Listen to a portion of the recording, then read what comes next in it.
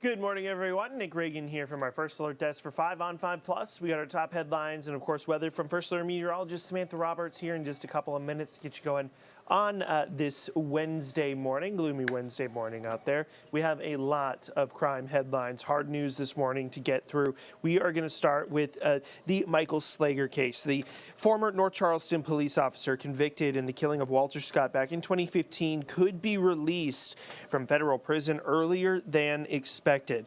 The Scott family says that they were told Michael Slager could be moved to a halfway house as soon as the fall of next year. Slager was sentenced to 20 years in 2016 after pleading guilty to federal civil rights violations in Scott's death. Now, under normal federal rules, inmates generally serve at least 85% of their sentence, but the First Step Act lets some inmates earn time credits towards early transfer to places like halfway houses. The Scott family is going to be holding a press conference today to push against Slager's early release.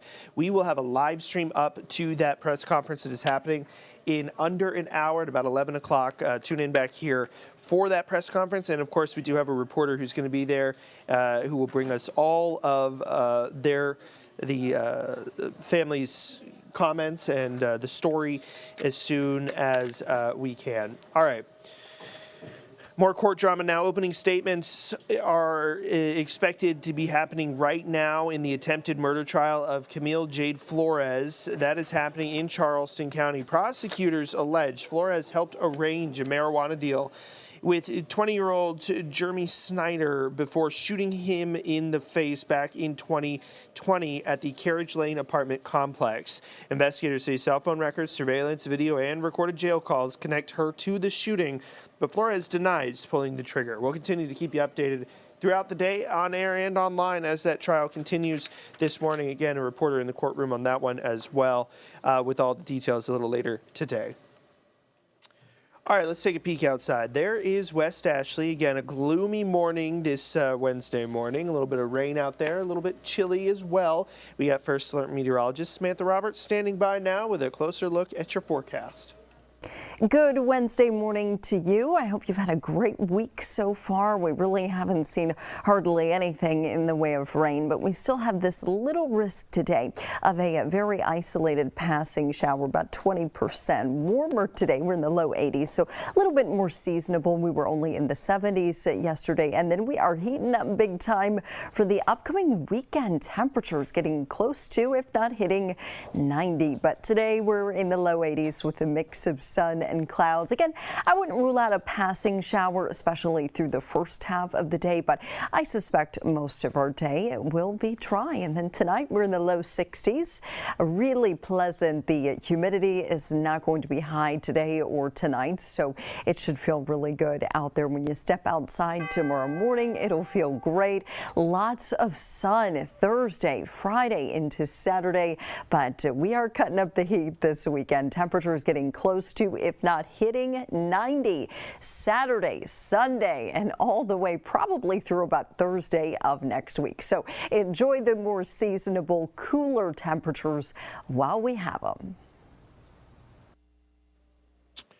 All right, thanks, Samantha. There's a look now over the Charleston Harbor. You can see the Ravenel Bridge there in the background. Again, still cloudy, but could warm up a little bit later today. Let's turn to the State House now. A measure that would have opened the door for state lawmakers to return from the legislative session to consider congressional redistricting has stalled in the Senate. Senators voted against the resolution that marks the end of the legislative session on May 14th, known as Sine Die.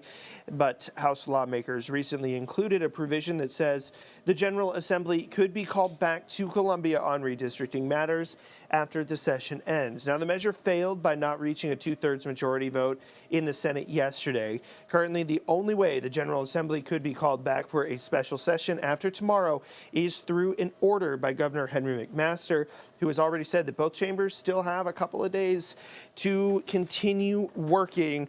And there is a lot of political pressure from the right on Governor McMaster to call that special session. We'll let you know what he decides to do. South Carolina lawmakers and advocates say that they are taking a stand against what they call the Wild West of artificial intelligence and social media to protect children. Representatives from both sides voiced the need for laws aimed at protecting South Carolina children at the State House yesterday. Lawmakers say they're concerned the technology may be developing faster than laws can be created. They also discussed plans to ensure new technology does not come at the price of a child's safety. The legislation would prevent bots from giving children emotional advice or holding long conversations. It would also limit data AI platforms can collect and sell. This comes as the Pew Research Center found almost 70% of teens use AI chatbots and 12% turn to them for emotional support. With the session ending tomorrow, leaders say that it's unlikely a bill will be passed this session, but certainly a topic that they can take up again next session as AI becomes an ever-present tool in our daily lives. All right, North Charleston police, they are investigating the deaths of 3 neighborhood cats after a caretaker found suspicious food left in the area. Charleston Animal Control responded on May 5th to a call about a cat showing signs of illness. The caretaker initially contacted Animal Control about alleged poisoning after noticing one of the cats, named Bonnie, couldn't walk straight. Bonnie was taken to a veterinarian and later euthanized after showing signs that she was unlikely to recover. Bonnie's illness prompted the first of several calls to Animal Control.